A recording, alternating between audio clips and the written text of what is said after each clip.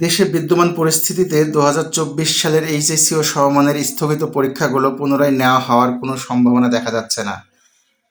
যদিও শিক্ষা মন্ত্রণালয় থেকে নতুন রুটিন প্রকাশ করেছে, কিন্তু এই রুটিন অনুযায়ী পরীক্ষা নেওয়া আসলে অসম্ভব। যার জন্য এইচএসসি পরীক্ষার্থীরা ও অভিভাবকেরা উদ্বিগ্ন উৎকণ্ঠায় রয়েছে। তাহলে এইচএসসি পরীক্ষার্থীদের জন্য কি হবে?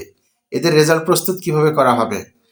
আসলে এখন একমাত্র পন্থায় যেটা দেখা যাচ্ছে সেটা হলো এদের অটোপাস দেয়া ছাড়া কোনো উপায় নেই।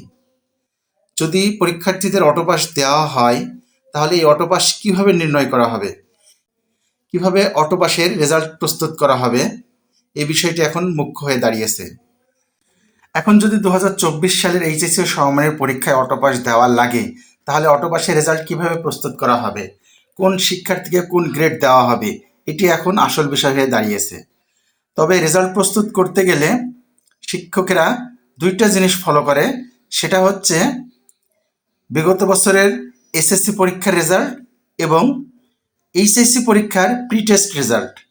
50% নেওয়া হবে তোমাদের পরীক্ষার পূর্বে যে প্রি টেস্ট পরীক্ষা নেওয়া হয়েছিল সেই পরীক্ষার থেকে, আর 25% নেওয়া হবে তোমাদের এসএসসি পরীক্ষার রেজাল্টের উপর, আর 25% নেওয়া হবে তোমাদের ইয়ার চেঞ্জ পরীক্ষার উপর।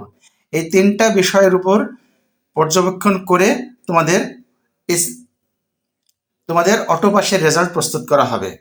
অর্থাৎ এই তিনটা বিষয়ে তোমাদের পারফরমেন্স দেখে তোমাদের এইচএসসির অটোপাসের রেজাল্টের গ্রেড নির্ণয় করা হবে।